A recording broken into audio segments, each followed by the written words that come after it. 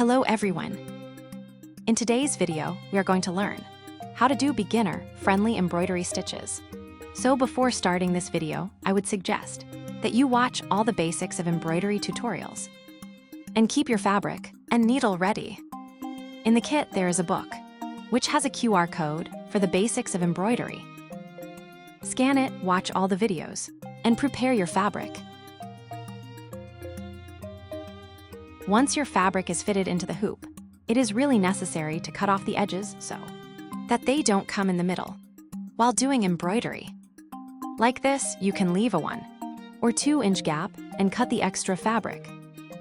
Now let's start with basic stitches. The name of our first stitch is straight stitch. Straight stitch is the base of many other stitches. So let's start with one of the most basic stitches. Thread your needle. To do any stitch, we'll always start from the bottom of the fabric. We will bring our needle up from the bottom and fill this straight line, so we'll start from point 1. We'll hold this top point as point 1. Bring the needle up from here, and then push it down at point 2, and pull it towards the back.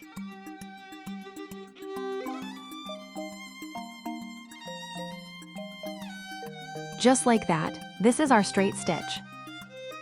This is a very simple stitch. We just have to insert the needle from one point to another and make a straight line. So using the same method, we will fill all these straight lines. After the straight lines, we'll also fill the slant lines the same way. Just bring the needle up from point 1 and insert it down at point 2. Many stitches like back stitch, stem stitch, split stitch, and satin stitch all use straight stitch. So this is how we do a straight stitch. Now we will lock it from the back. To lock it, we will insert the needle under any nearby stitch. Leave a small loop and bring the needle out from the inside of that loop like this. This creates a knot. We'll repeat this process so the knot becomes secure and our stitch gets locked like this.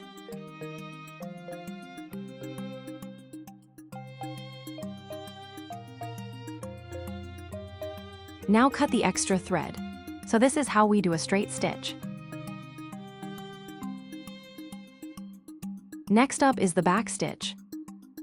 Back stitch is really useful for outlines and borders. Just like we did earlier, take a stage from point 1 to point 2.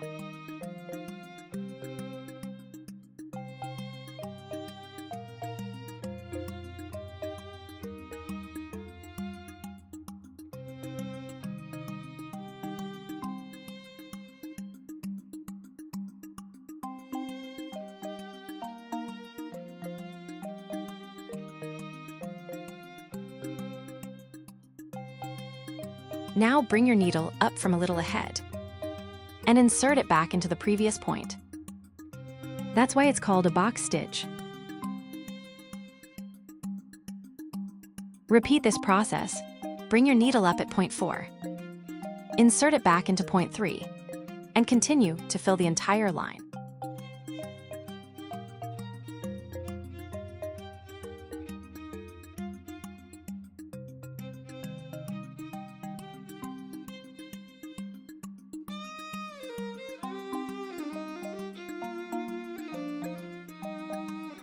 You can also use box stitch for lettering.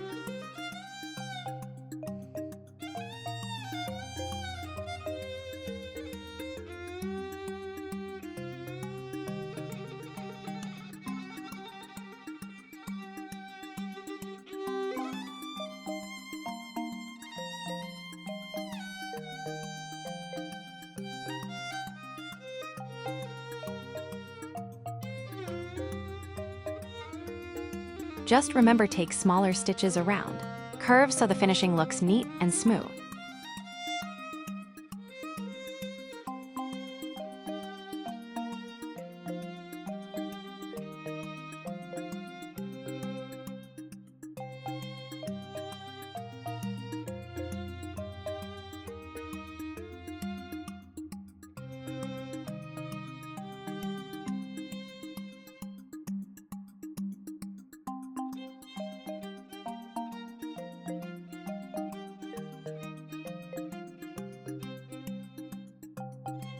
Next, let's move to the stem stitch.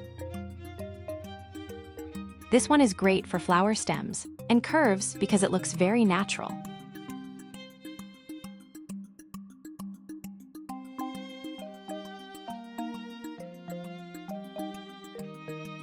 Again, take a straight stitch from point 1 to point 2.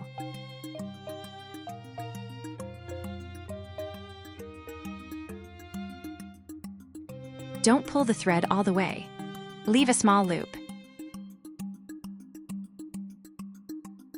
Now bring your needle up from the center of the first stitch, between point 1 and 2. Just repeat this process. Make a straight stitch. Leave a loop and bring the needle up through the center.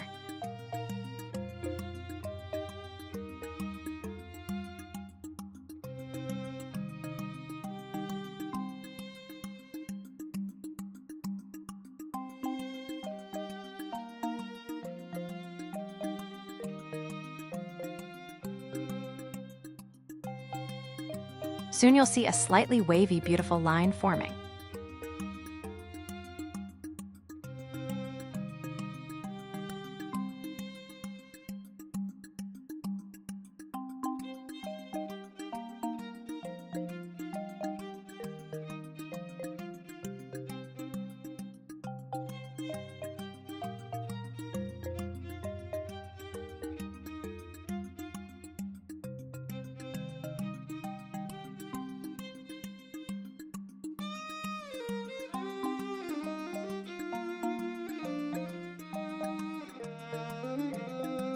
Stem stitch also works well for lettering.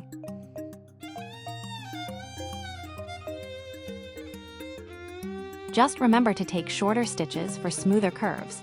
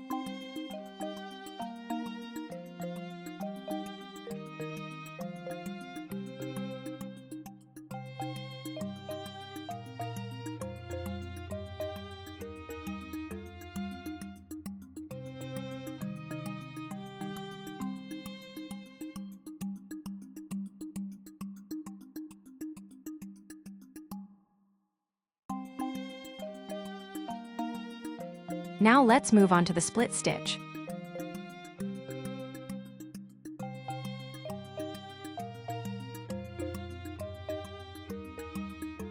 This one is a bit like the box stitch, but instead of going behind, you split the stitch from the center. Make a straight stitch, then bring your needle up a little ahead.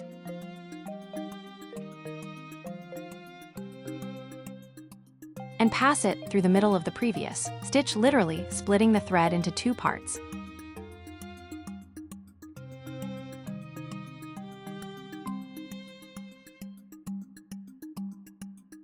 Repeat the same process until the whole line is completed.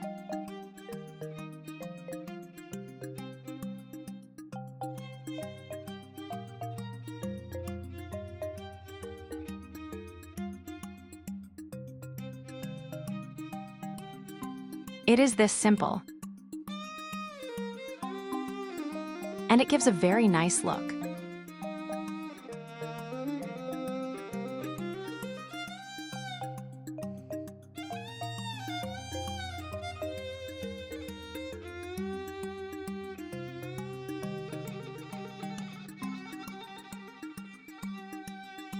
Split stitch is one of my favorite stitches for lettering.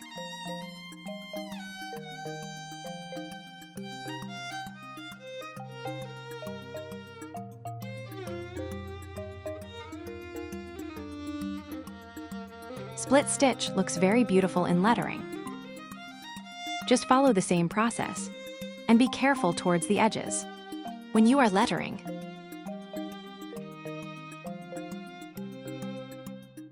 just make sure that you are taking smaller stitches while lettering.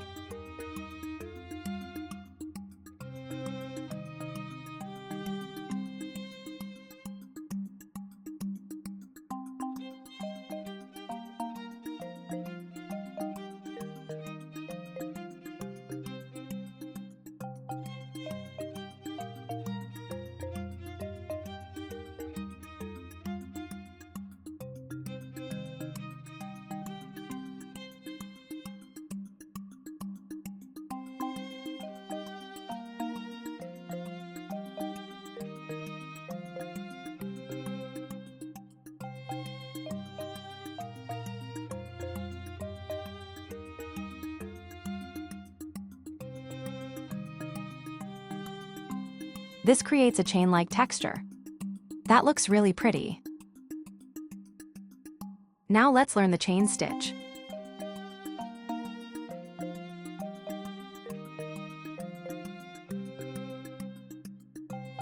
Bring the needle up from the back of the fabric.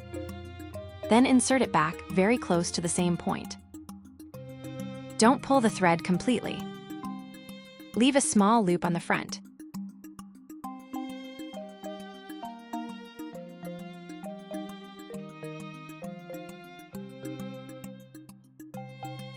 Now bring the needle up a little ahead. And make sure it comes out through the loop. Tighten the loop gently, and there you go. That's your first chain.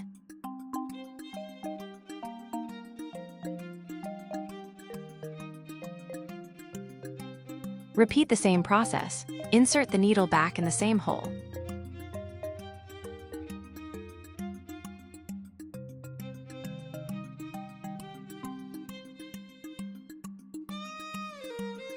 Leave a loop and bring the needle up a little, ahead through the loop.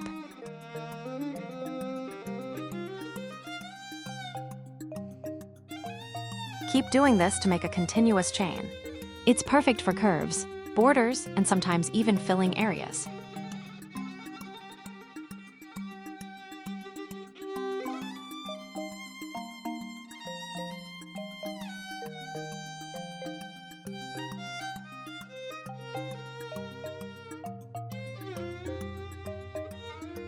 To lock the chain at the end, make a tiny stitch just outside the last loop to secure it.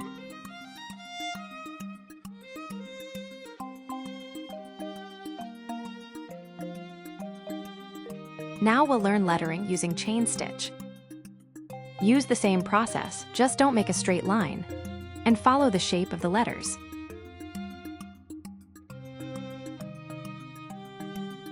Just remember that for lettering, we'll take small stitches so that our finishing looks neat.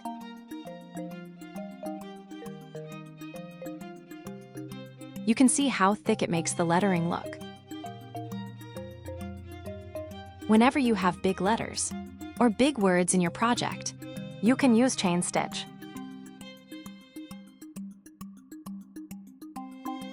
It gives a very 3D and bold look to our lettering. As soon as one letter is done, lock it at the end and start again from the next letter.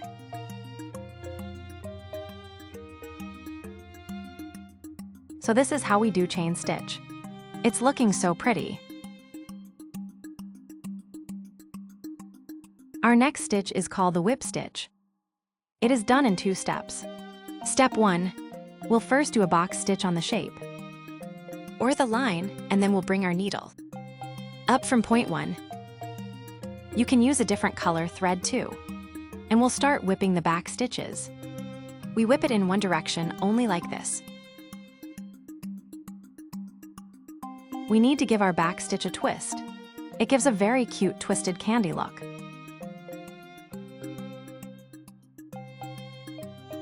You can also use the same color if you want. I've used a different color so that the texture is visible. We can also use this stitch for lettering.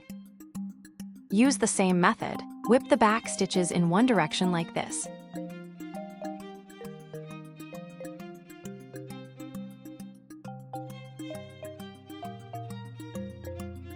This is a very cute stitch. And the twisted candy look really stands out once it's done. We can use it for textured lines and borders too. Our next stitch is called the running stitch.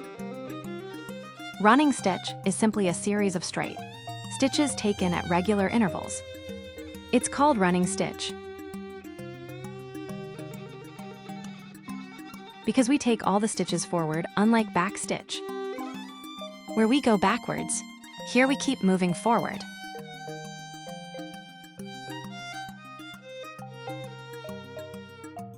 In hand sewing, running stitch is used to gather fabric. In embroidery, it's used as a textured stitch, and at the end of a hoop to gather excess fabric.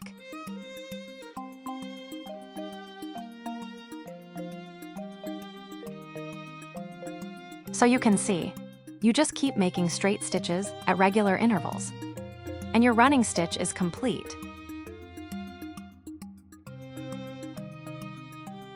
We can also use running stitch on curved lines. Use the same technique. Just place straight stitches along the curve. So this is how we do a running stitch.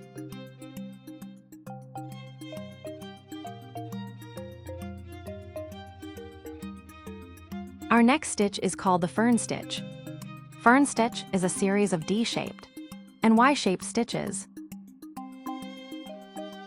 We'll learn both how to do each individual stay and how to link them together. First, bring the needle up at point 1, i.e. the starting point of the V. Then, take the needle down at the opposite side, the ending point of the V.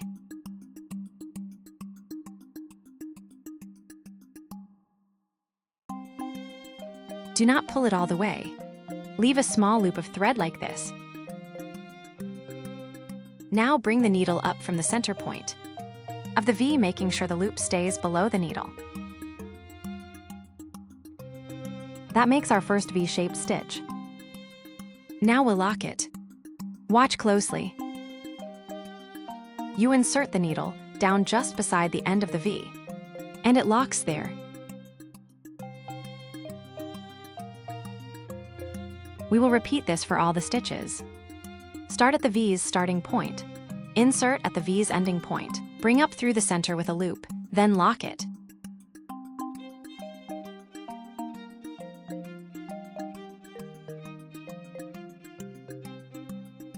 This is how we make individual fern stitches. Now let's learn how to do fern stitch in a chain.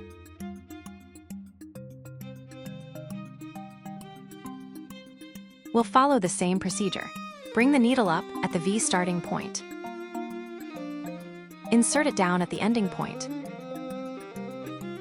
Bring it up at the center with a loop, like this.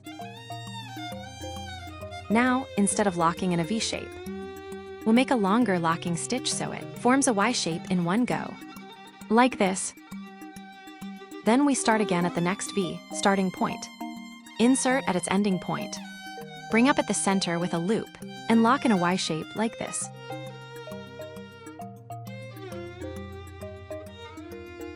Whenever you want to continue fern stitch in sequence, you'll do it like this. We use fern stitch for leaves and flower ferns because it gives a very realistic look. When making leaves, our stitches all stay very close together.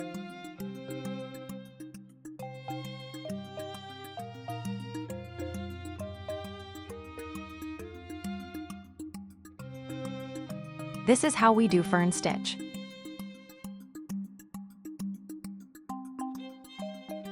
Our next stitch is called the blanket stitch. It's a series of L-shaped stitches. Just like fern stitch had D shapes, here we have L shapes. So let's start. Bring the needle up at the bottom point of the L. Then insert it down at the top point of the L.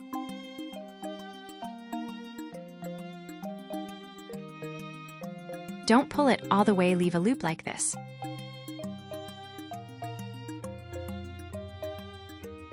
From the midpoint, bring the needle up so that the loop stays above the needle like this. And then just pull the needle through. We do not lock it here, instead we directly insert the needle down at the top point of the next L. The stitch always stays in a continuous loop. It never has single standalone stitches, so be sure to maintain the loop.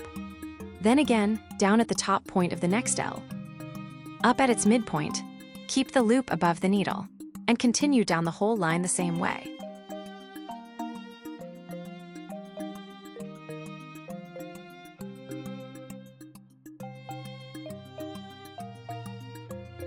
In hand sewing, blanket stitch is used to finish the open edges of blankets, handkerchiefs, and garments. In embroidery, it's used for textured lines, and we can even make flowers out of it. If we stitch it in a circular pattern, it becomes a flower. It's also the same stitch used for buttonholes.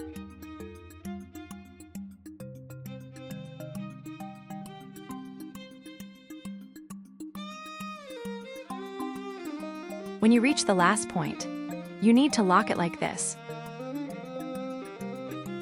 Now we'll follow the same procedure for a curved line as well.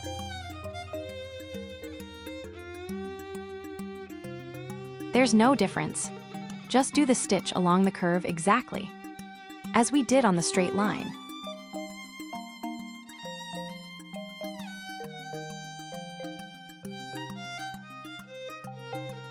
So this is how we do a blanket stitch.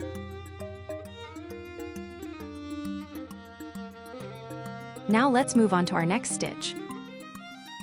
Our next stitch is called the checker stitch. It's a very textured 3D stitch used for basket or check patterns. For this stitch, we work on horizontal, sleeping, and vertical, standing lines. Here I am first doing straight stitches across all the sleeping lines, and then we'll work on the standing lines. So let's start. Make a straight stitch across each sleeping line like this.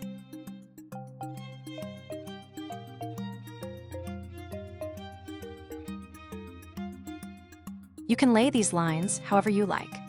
I prefer doing it quickly from left to right, and then right to left, so the thread wastes less.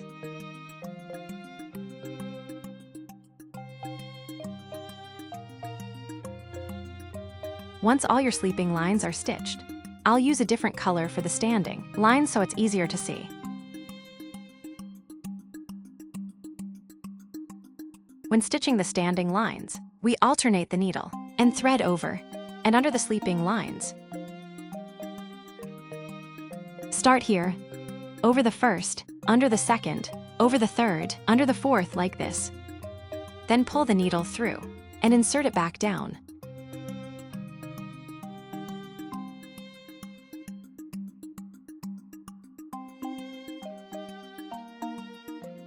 We'll do the next standing line the same way, but starting in the opposite order. Watch carefully. In the first standing line, our last action went under the thread. So here, our first stitch will go over, then under, then over, and so on.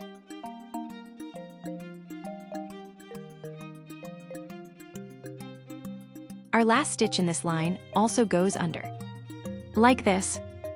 So we've done alternating stitches on the second standing line. Now keep following these until you complete the entire checker pattern.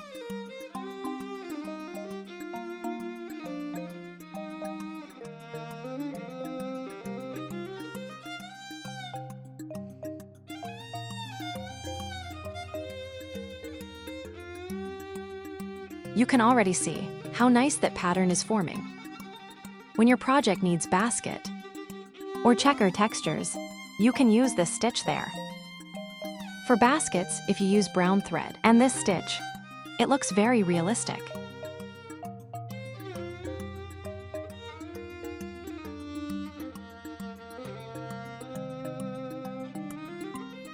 The first two lines might feel a bit confusing, but once you get the hang of it, it's very satisfying. So pretty, right? Let's move on to our next stitch. Its name is brick stitch. Brick stitch is nothing but overlock stitches laid in a brick style. So let's start. We are doing bark stitch on the first line, just like bricks are laid. One between two, so we'll do these stitches. One backstitch between every two backstitches. So our first backstitch will be only half, because we need to place it in the center of the stitch below like this. Now our second stitch will lie between those two. One stitch between the two back stitches below like this. And our third stitch will lie in the center of the last two stitches like this.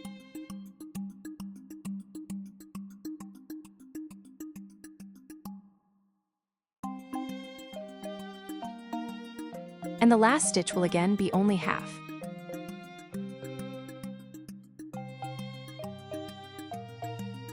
For the next line, we'll use the same procedure. One stitch in the center of two stitches. This will match our first line, so the stitch length we used in the first line we'll use that same length here.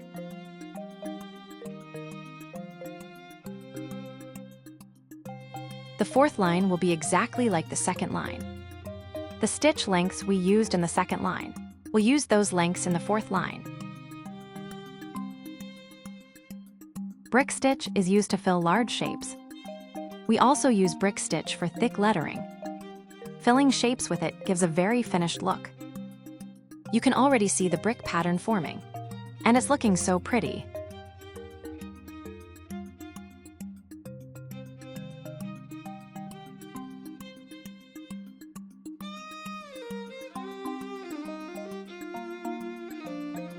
So this is how you do a brick stage.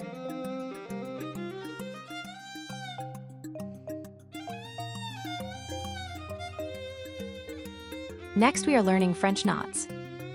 French knots are a very tricky stage, but if you use all my tips, it's going to be very easy for you. Basically 1, 2, 3, 4 are for size. So let's start from 1. From the first point of 1, we bring our needle up. Now hold the thread from where you brought the needle out. Like this, keep the needle parallel to the fabric. Do not point it toward the fabric. Keep it parallel.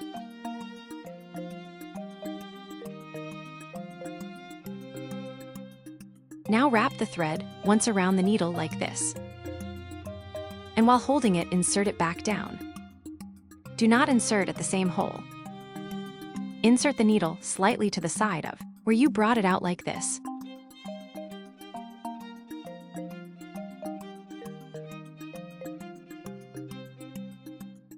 So this becomes our perfect round French knot.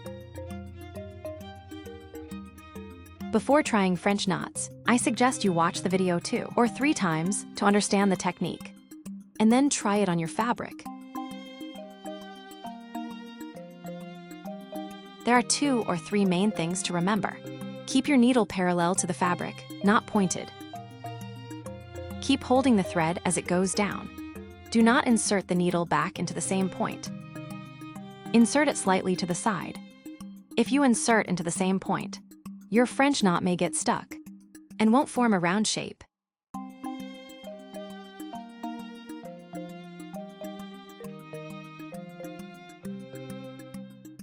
In the first line, we wrap the thread around the needle once. In the second line, we'll wrap it twice. This changes the knot size and makes it more 3D. We use the same technique. Just wrap the thread twice around the needle. Using this same procedure, make all the knots with 2 wraps.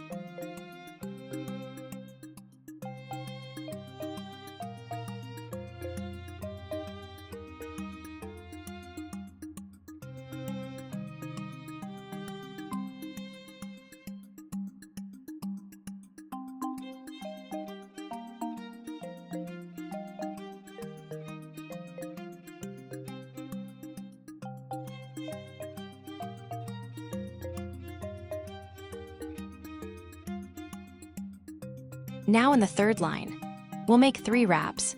The technique is exactly the same. You just wrap it 3 times instead of 2 like this. Then insert it down. Do not insert at the same point.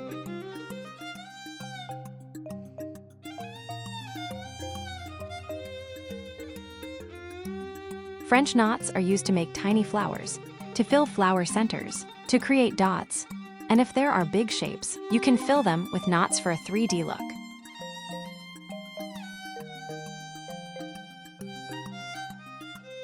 Now in the fourth line, we'll make 4 wraps. Also remember, when wrapping, do not wrap too tight or too loose. Keep it moderate. If you wrap too tight, the knot can get stuck. If you wrap too loose, the knot won't form a circle.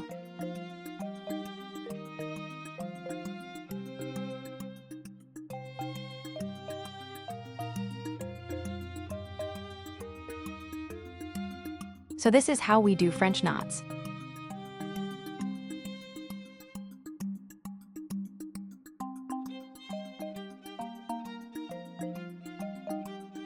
Now let's move on to our next stitch, pistol stitch. This is a stitch from the French knot family. It's a French knot but with a tail. Like this. So let's start. In a French knot, we start on a dot. Here we'll start on a line. Use the same technique. Keep the needle parallel. Wrap the thread twice like this, not very tight, and instead of inserting in the same spot, insert at the next dot given ahead.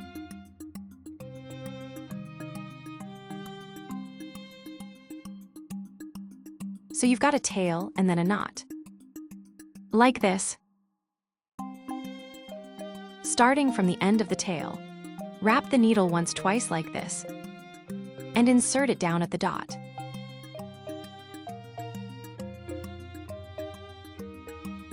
Pistil stitch is used for flower pistils.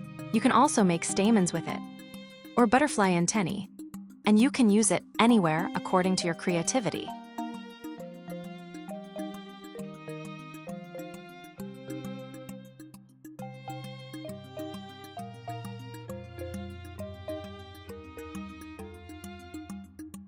So that's how you do pistil stitch. Now you're a pro, and you've learned so many basic embroidery stitches. Can't wait to see where you use all these stitches.